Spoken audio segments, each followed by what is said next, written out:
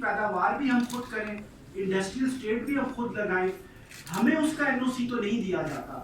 اور یہ جو لوگ ہیں جن کے ساتھ IPPs کے کانٹریکٹ ہوئے ہیں, ہم یہ چاہتے ہیں کہ جو ان کے ایکچوئل بینیفیشریز ہیں ان کے نام پبلک کیے جائیں, ان کے کانٹریکٹس پبلک کیے جائیں, اور ان میں تقریباً 10 کے قریب ایسے IPPs ہیں جو بند پڑے ہوئے ہیں اور ان کو کیپیسٹی چارجز کی مد میں پیمنٹ دی جا رہی ہے. تو یہ بتانا چاہیے کہ وہ جو بند پڑے ہوئے IPPs ہیں ان کو پیمنٹ دی جا رہی ہے, ان کے مالکان کون ہیں.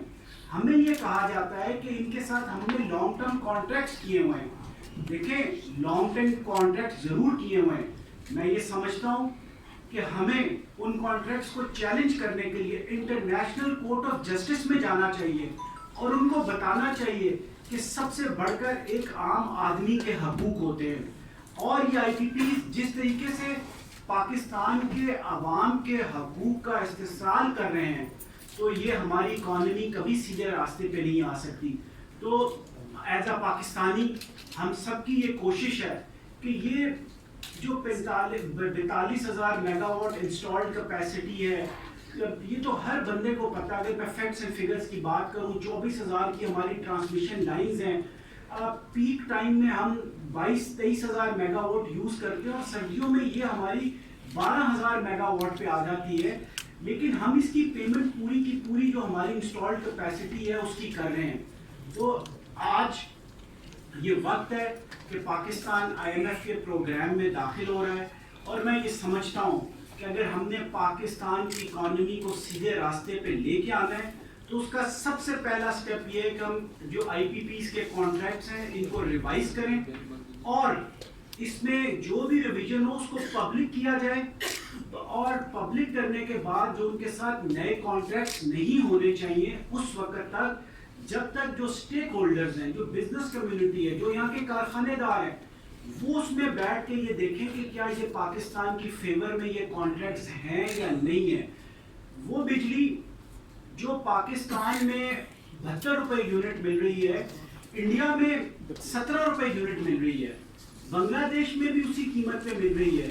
تو جو ہمارا جو انٹرنیشنل انویسٹر ہے, ہم لوگ ابھی پچھلے دنوں ایک بیرونی دورے پہ گئے, وہاں پہ ہماری بہت سارے انڈسٹریلسٹ اس ملک کے, ان کے ساتھ ملاقات ہوئی, ہم نے ان کو کنونس کیا کہ آپ پاکستان آئیں اور یہ انڈسٹری لگائیں یہاں پہ. انہوں نے کہا کہ آپ کے جو الیکٹریسٹی چارجز ہیں اس کی وجہ سے ہم پاکستان میں نہیں آ کے انڈسٹری لگا سکتے, ہم ویتنام میں جا کے کیوں نہ لگائیں. تو یہ مسائل ہیں. میں یہ سمجھتا ہوں کہ اب وقت جو ہے نا, اور جو پانی حد سے گزر چکا ہے, ہمیں ان IPPs کے خلاف ایک تحریک شروع جو غور اعجاز صاحب نے, SM تنویر صاحب نے, سب نے ہماری فیڈریشن میں کی ہے. تو میں آپ کو یہ بتاتا ہوں کہ اگر اس کے اوپر صحیح طریقے سے کام نہ دھرا گیا تو اس کے بعد ہم بزنس کمیونٹی ایک اپنے طریقے سے ایک تحریک چلائیں گے, اور ہماری تحریک یہ ہوگی کہ پاکستان کے ہر عام بندے کو یہ بتایا جائے کہ یہ IPPs نے آپ کا خون کس طرح نچوڑا ہے. اور اگر کسی نے حکومت میں آنا ہے تو عوام سے ووٹ لے کے آنا ہے, اور عوام کو یہ بتایا جاتا ہے کہ بجلی چوری ہو رہی ہے. بجلی چوری نہیں ہو رہی, یہ IPPs پاکستان کو چوری کر رہے ہیں. اور پاکستان کی میں سمجھتا ہوں کہ بقا کے لیے, سلامتی کے لیے ہمارا ڈیفنس بجٹ جتنا ہے اس سے زیادہ تقریباً اس کے برابر ہم یہ کیپیسٹی مد کی اس میں پیمنٹیں کر رہے ہیں. تو میں یہ سمجھتا ہوں کہ یہ پاکستانی لوگوں کے ساتھ بہت بڑا ظلم ہے. اس کو ہمیں کانٹریکٹس کو ری نیگوشیٹ کرنا چاہیے, اور جو لوگ یہ کہتے ہیں کہ یہ ہمارے لانگ ٹرم کانٹریکٹس ہیں, تو ہمیں انٹرنیشنل کورٹ آف جسٹس میں پاکستانی جو لوگ ہیں ان کی طرف سے ایک اپیل دائر کرنی چاہیے کہ یہ ہمارے حقوق سلب کیے جا رہے ہیں. تو میں نے یہی باتیں کرنی تھی آپ کے ساتھ, اور اس کے ساتھ اب میں اپنے وائس پریزیڈنٹ صاحب سے ریکویسٹ کروں گا کہ وہ کچھ 2 ایشوز ہیں اس کے اوپر بات کریں گے. بسم اللہ الرحمن الرحیم. تھینک یو پریزیڈنٹ صاحب. ایک تو مجھے آج بہت زیادہ خوشی ہو رہی ہے کہ آج سے 6 مہینے پہلے مجھے یاد ہے کہ جب میں اور میری اختیار صاحب کو بھی یاد ہوگا کہ ہم ٹی وی پروگرام میں اکٹھے تھے, تو اس وقت جب میں نے بات کی کہ اس ملک کی بچت صرف یہی ہے کہ ہم IPPs کے معاہدے جب تک ری وزٹ نہیں کریں گے اور ان کے ساتھ ری نیگوشیٹ نہیں کریں گے ہماری معیشت تباہ ہو جائے گی.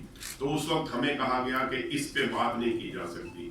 कसम से आज मैं इतना खुश हूं कि आज पूरी कौम इस पे बात कर रही है, क्योंकि ये वो मुआहदे हैं जिन्होंने इस मुल्क को तबाह करके रख दिया गया है। और इस पे मैं सबसे ज्यादा अपने 2 अदारों को मैं इसका जिम्मेदार समझता हूँ। मिनिस्ट्री ऑफ कॉमर्स जिसने ये कॉन्ट्रैक्ट किए, प्लानिंग कमीशन जिन्होंने इनको इम्प्लीमेंट करवाया और किया, और फिर मैं यहाँ अपने पाकिस्तान इंजीनियरिंग काउंसिल जो कि एक इस मुल्क का थिंक टैंक है, जिसने हुकूमत को प्रॉपर मशवरे देने और मुआहदे उनके साथ टेक्निकल लोगों के साथ ये डिस्कस होने चाहिए। इन लोगों ने भी अपना किरदार 93 और 2014-15 में सही अदा नहीं किया, इनको किरदार अदा करना चाहिए था। तो अभी ये एक इशू बन गया है। अब हमारा मुल्क, जैसे प्रेसिडेंट साहब अभी फरमा रहे थे कि हम इस वक्त हमारी सलामती भी खतरे में आ गई है, तो अगर इनको रिविजिट ना किया गया और इनको अवामी मुफाद में कन्वर्ट ना किया गया, तो अल्लाह ना करे कि हमारा जो हालात हैं वो कि किस तरफ जा रहे हैं वो सबको पता है। तो मेरी अभी भी यही गुजारिश है कि इनको रिविजिट करें। हमें ये कहा जाता है कि जी सॉवरेनिटी गारंटी दी हुई है गवर्नमेंट ने और सब कुछ किया हुआ है, मानते हैं, लेकिन अवाम के साथ जो जुल्म किया और जिन्होंने किया उनको भी कटहरे में खड़ा किया जाए। ये नहीं है कि अब सिर्फ ये बात हो रही है, क्यों किया गया और किसने इससे फायदा उठाया, ये सारी चीजें भी इस पे भी डिस्कस होना चाहिए। और जैसे अभी फरमाया कि एक कमीशन बने जिसमें टेक्निकल लोग शामिल हों और उसमें बिजनेसमैन भी शामिल हों, जिन्होंने इस मुल्क में रहना है और इसको आगे लेके जाना है।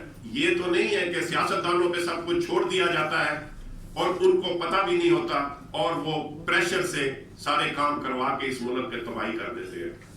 तो मेरी यही गुजारिश है कि इसको रिविजिट किया जाए और ताकि हमारे मुल्क की इकॉनमी बढ़ सके।